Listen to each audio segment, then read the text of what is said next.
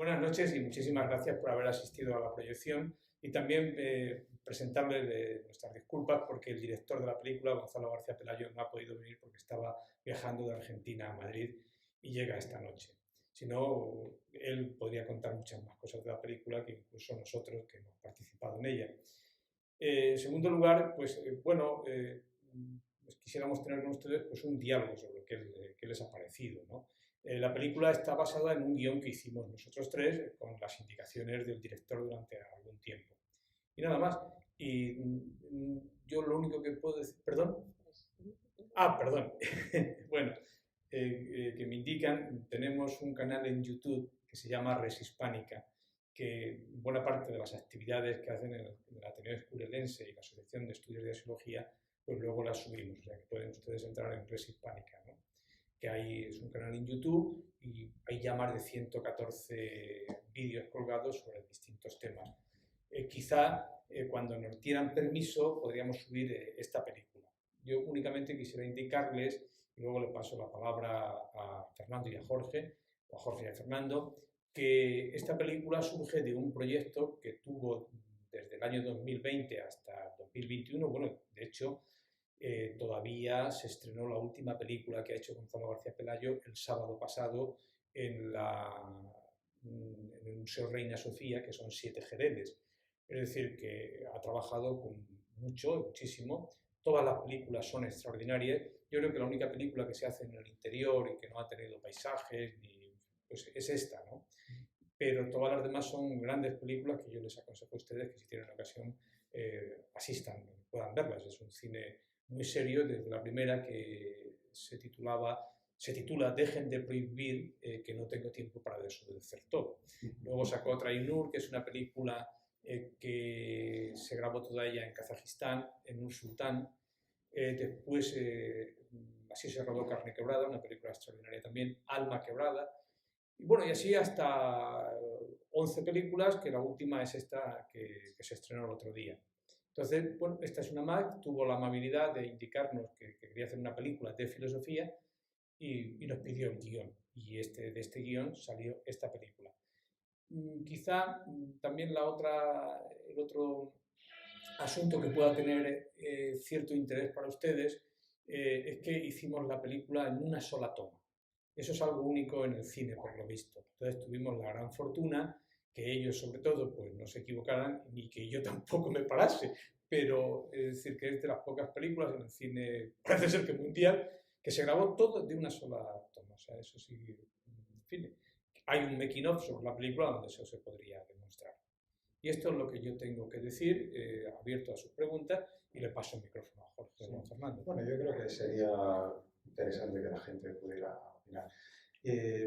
En fin, ya lo ha dicho todo Agapitos, es un proyecto de Gonzalo que quería afirmar el pensamiento. Quiero pensamiento, quiero filosofía, no quiero...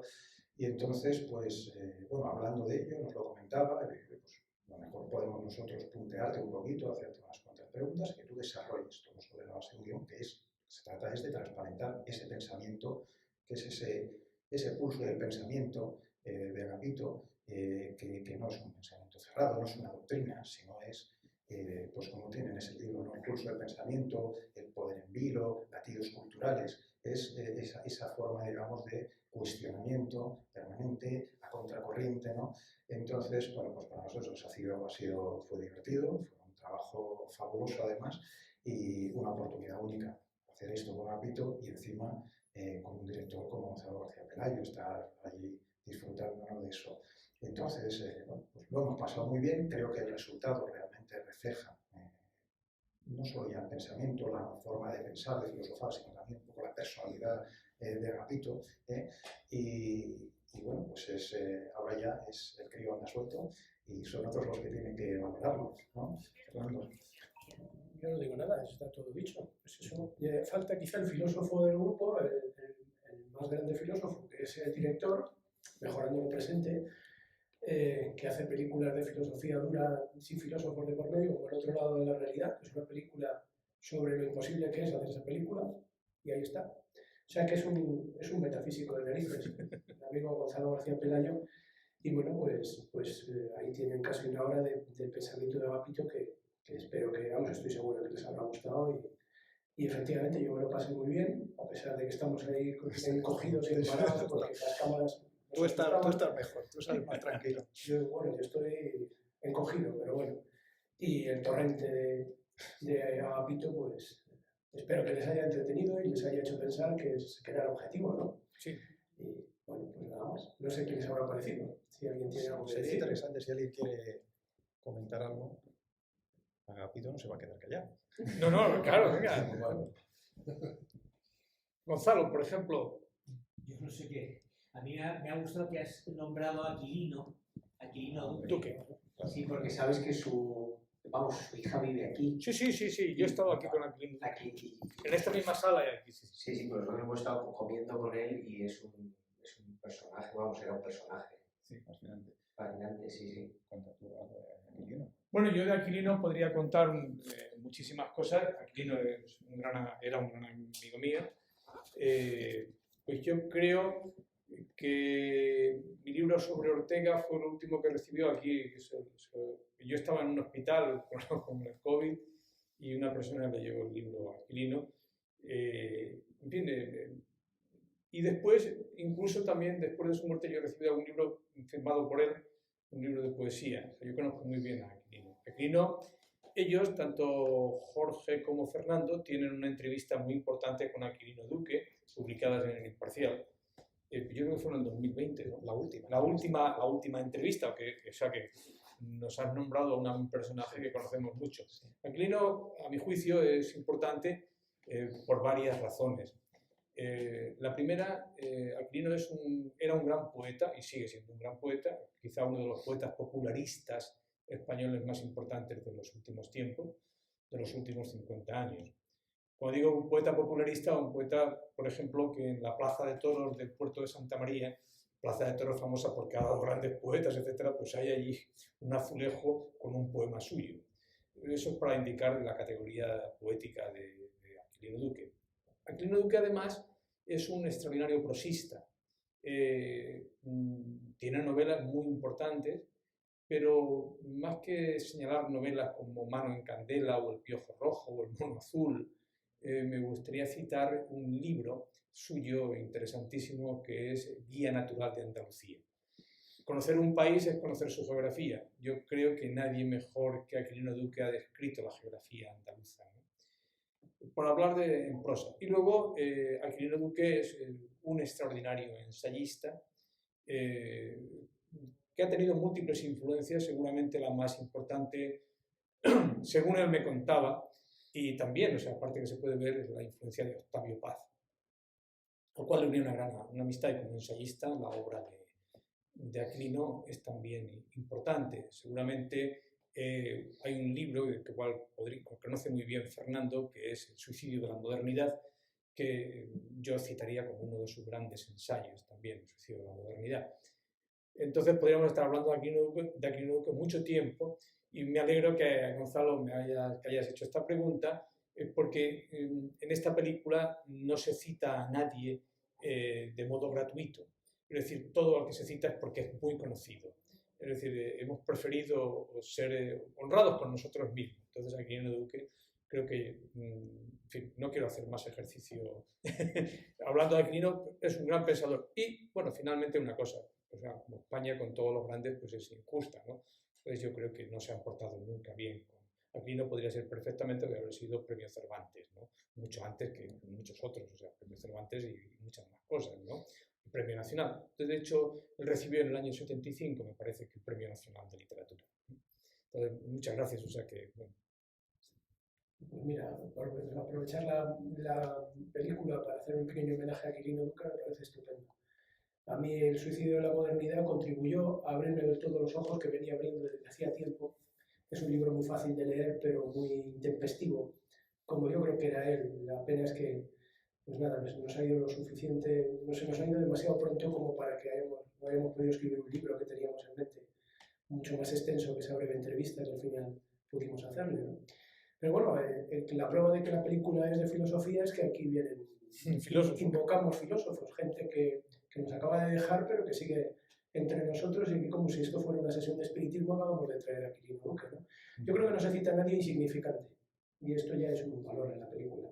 No se cita por citar, no se nombra a uno u otro pues para hacer ostentación de erudición, sino que se cita gente importante en más de un sentido, ¿no? Como es el caso de Aquilino y como tantos otros que aparecen ahí mencionados.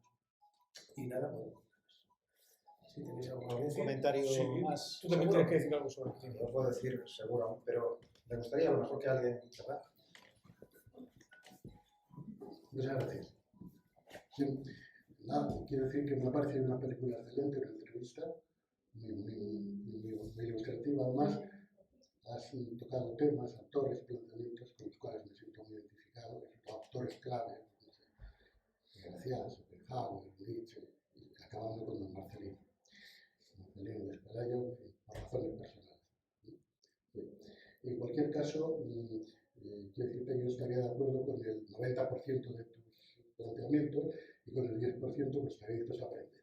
Es decir, a plantearte alguna objeción y tal, pero vamos, no quito mérito a lo que has hecho, me parece muy interesante y muy enriquecedor, aunque mucho me temo que los actuales cauces de la filosofía, tanto académica como oficial, digamos, oficiosa, no es la filosofía que esté de moda, pero bueno, es otro asunto.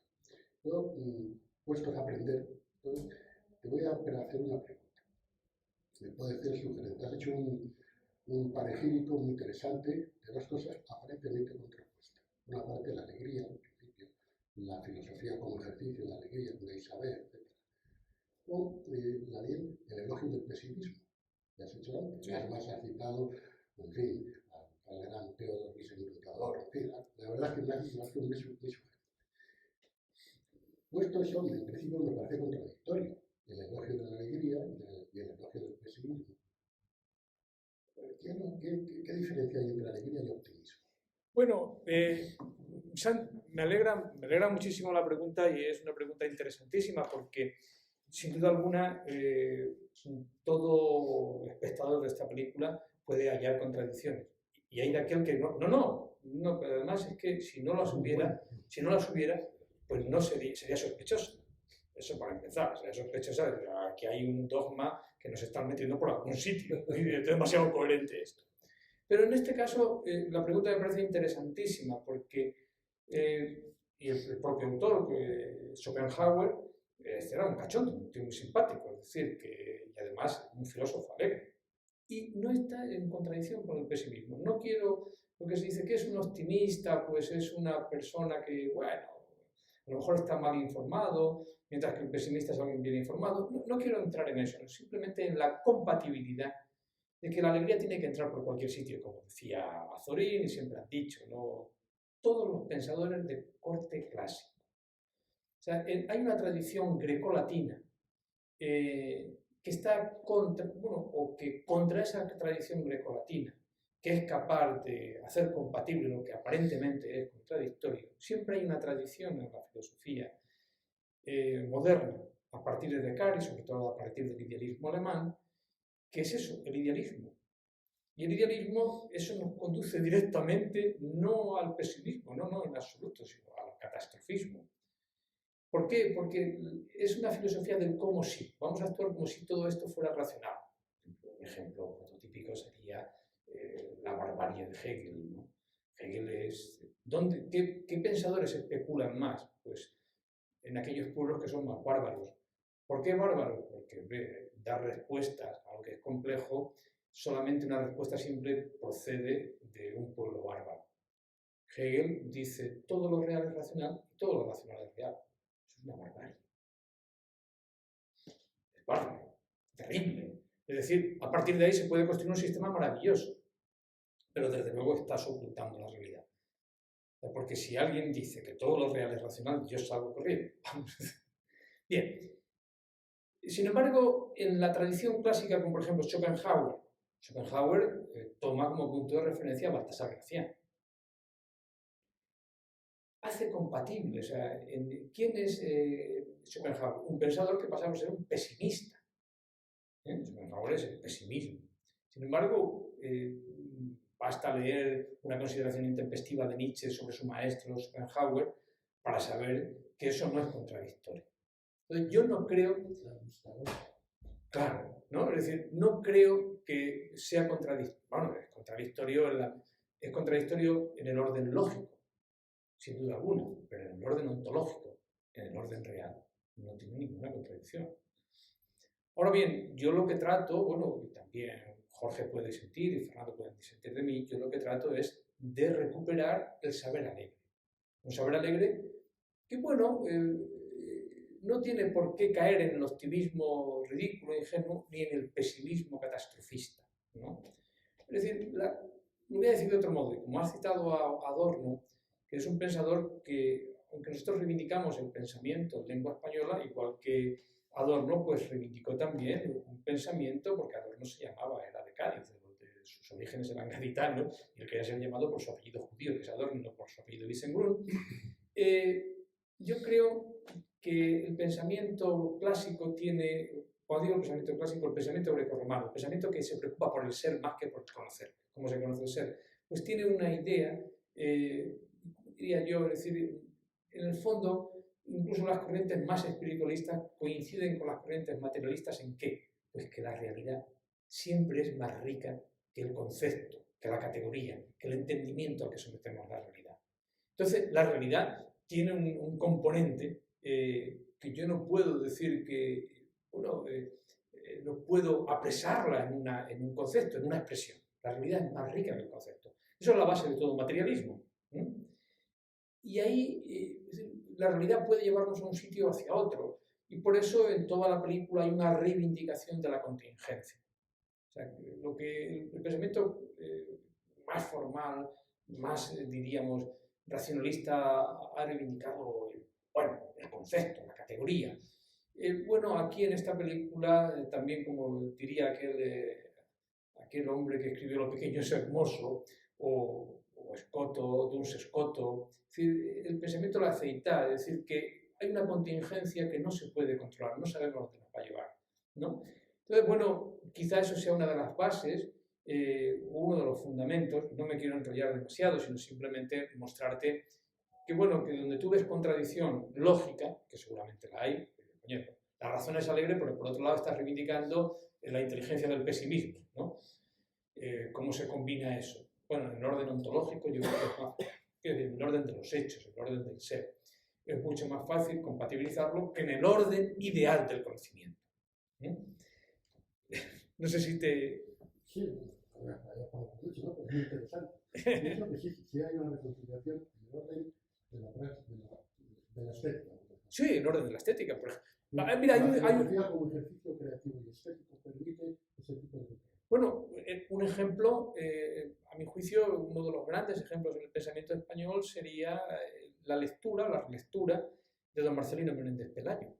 Es el pensador liberal por excelencia. O sea, Marcelino Menéndez Pelayo, independientemente de que él dijera yo soy pagano de cintura para abajo y estas cosas, no. Ahí tenemos un pensador que se enfrenta directamente contra la escolástica, se enfrenta a la escolástica. Por eso don Marcelino siempre fue mal visto en España, porque el pensamiento neoescolástico no lo ha soportado. Y se enfrenta a la otra neoescolástica, que es la del pensamiento, la cosa que viene de Alemania, ¿no? En fin, eso que llamaríamos la masonería y tal, ¿no? También se enfrenta. Y se enfrenta a los dos por una cosa, porque escribe el mal. Pero hay una cosa, que también el Pelayo tiene una evolución. Es el mismo el del... no, por supuesto. Los 21 años del discurso del retiro. Bueno, pero en el discurso... Pero yo me refiero a la forma de escribir. Hombre, la obra de Marcelino cambia, evoluciona, se transforma radicalmente, pero cuidado, no tanto como pensamos. Cosa distinta son los autores que han querido hacer de don Marcelino Menéndez Pelayo algo pétreo, que no se mueve, y que ellos sí se movían. Por ejemplo, todos los lectores de la posguerra española, como Pedro Alimentago, Aranguren, han querido hacer algo pétreo, pero falso. ¿Entiendes? El libro de Menéndez Pelayo que le dedica a la Alimentago es una falsedad total, porque don Marcelino está evolucionando. Y podríamos hablar de otros muchos, es decir, yo creo que don Marcelino, y quiero justificar esto, cuando él está construyendo su obra, la historia de los heterodoxos la está construyendo con muchas otras obras, con la historia de las ideas estéticas. la está construyendo también incluso con la historia de la poesía de Hispanoamérica. La está construyendo... Bueno, si no, pero por eso, pues ahora que salga, que discuta conmigo. Encantado. Espero que te guste el libro que aparecerá próximamente, que se llama El Gran Heterodoso. Escrito por mí. O sea, que entonces lo podemos discutir y también presentar. Pero, bueno, pero quiero decir que la obra de don Marcelino se hace conjuntamente, que aparte de que evoluciona, y evoluciona tanto, que él, la primera edición de la historia de los heterodosos, es muy significativo las notas a pie de página que él va poniendo, cómo va cambiando, cómo va transformando. Un ejemplo, hemos terminado la película con una frase que además dijo Fernando, que es fundamental, que es su lectura del abate Marchena. Pues hombre, eso fue la misma lectura que él hace en la historia de los heterodosos, aparece en la historia de las ideas estéticas, aparece en la edición que hace él a las poesías del abate Marchena. Podemos ver cómo va evolucionando. Pero lo que me refería es que don Marcelino es un pensador clásico, un pensador del ser, no del conocer, como todos los grandes pensadores españoles. Por eso él reivindica el Renacimiento. Ahí tendríamos bueno, pues un pensador que se ríe.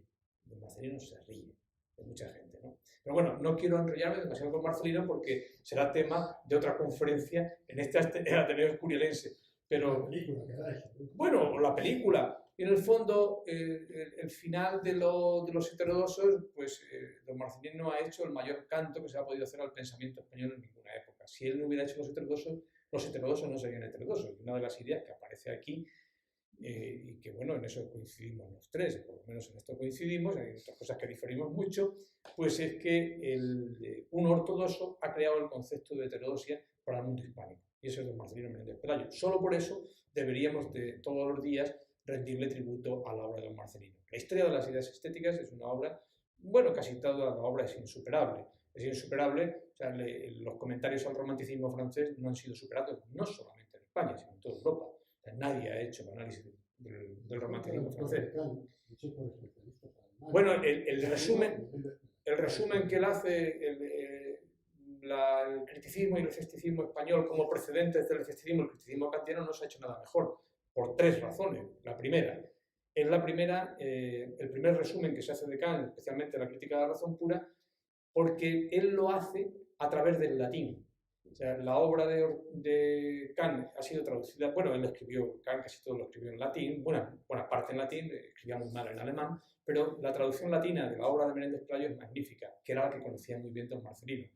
Entonces, el latín exige una síntesis de un pensamiento, y después si lo sintetizas en español, por eso es uno de los grandes resúmenes que se ha hecho de la filosofía española, de la filosofía kantiana, todavía hoy. Pero le dejo la palabra a ellos. Que...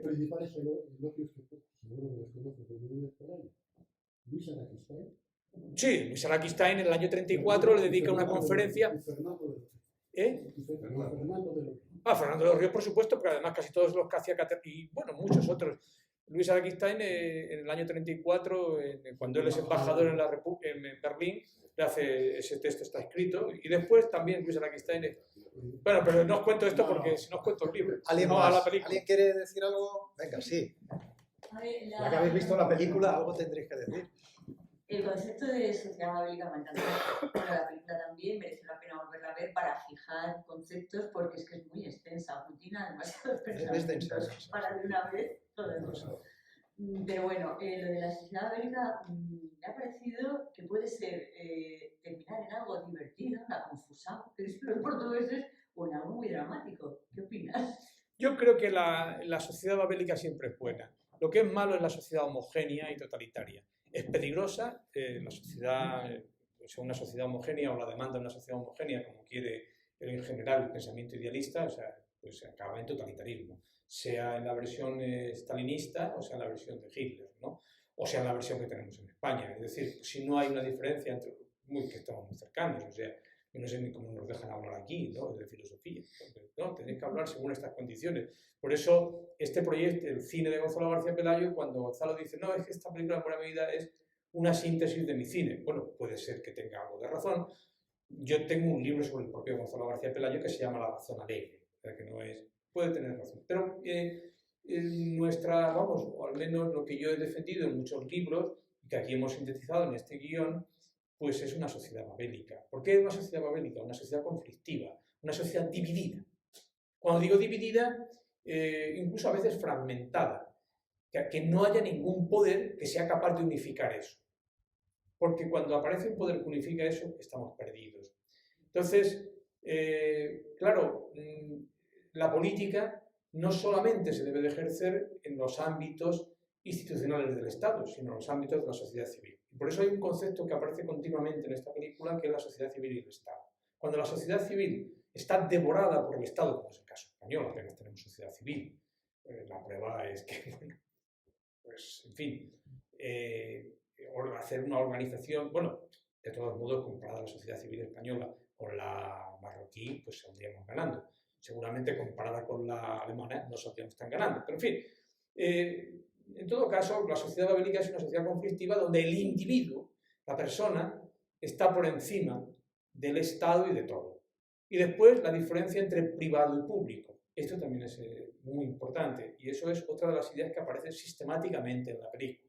Es decir, si no se respeta el ámbito de libertad individual, radical, subjetiva, salvaje, llegamos a decir, pues mire usted, la sociedad desaparece. Desaparece como una sociedad dividida, como una sociedad babélica. Bueno, la confusión no está mal. O sea, las sociedades son para otro mundo las sociedades totalitarias, las sociedades... En fin, esa es una de las ideas. En el fondo es un pensamiento muy liberal, liberal libertario, sin duda alguna, pero es un pensamiento liberal. No sé qué puedo añadir aquí. Pues que esto es la continuación de la película, es el pensamiento insurrecto, tu parte 2, porque la filosofía al final pues es inagotable, interminable, es un oficio que no acaba nunca. Bueno, podríamos seguir aquí hablando todo el tiempo, pero yo la verdad es que se me ocurre destacar ahora, por ejemplo, que hace falta cierto temple del corazón, por decirlo de alguna manera, para poder hablar de estas cosas, hace falta una cierta contención. Yo no estoy de acuerdo, no en el 90%, mucho más. Liberal libertario yo no soy, pero vamos, bajo ningún concepto. Y sin embargo, pues aprendo mucho escuchando a Pito, hablando con él, a pesar de que tengo que aceptar. Ahora mismo en la puerta estábamos teniendo una discusión a calzón quitado, por decirlo de alguna manera, sobre todo Jorge y él, en relación a temas de nuestro tiempo, ¿no? O sea, que hay que saber aguantar el conflicto. En esta sociedad babélica, el único límite que tiene es pues, saber de hacer del otro no un enemigo.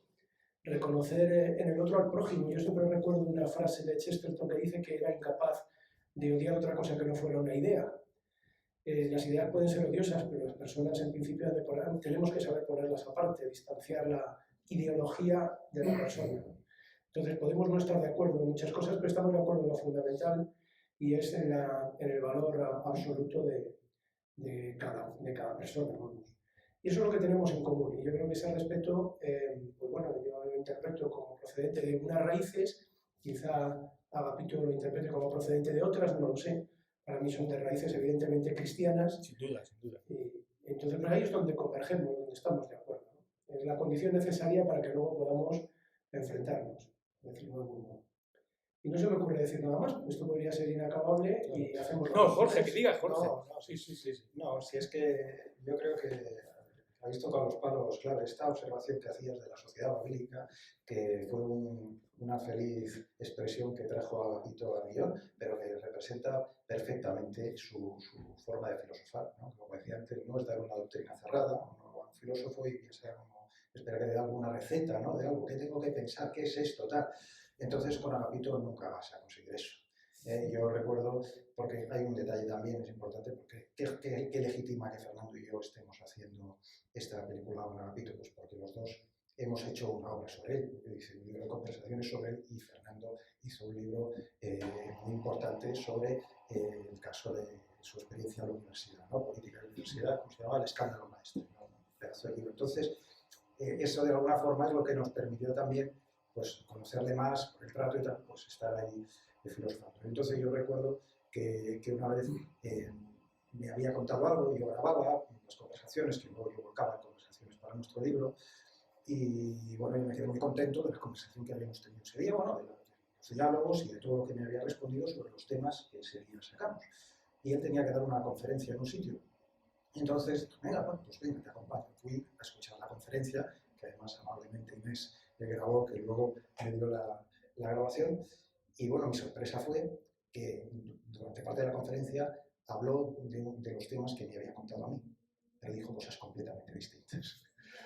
Y entonces, pero me abrió, no era incurrir en contradicciones, que había algunas cosas que yo me di cuenta, no he entendido yo bien, o sea, él acaba de decir algo que me abre completamente el marco de lo que yo había entendido ahí.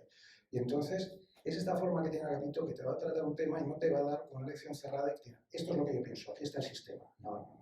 Es dinámico, es abierto permanente, por eso, esa ontología, esa vivencia, y eso está perfectamente, como lo traza ahí, encaja con la raíz del pensamiento hispánico, ¿no?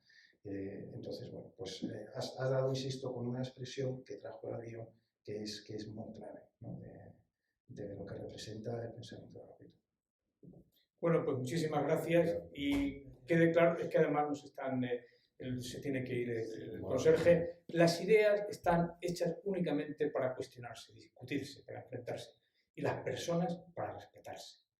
Este es el asunto clave. Aquí cuando alguien dice, yo respeto tu idea, digo, vas a respetar mi idea, discútala, cuestiónela, plantéela, respéteme a mí como persona que lo estoy manteniendo, nada más.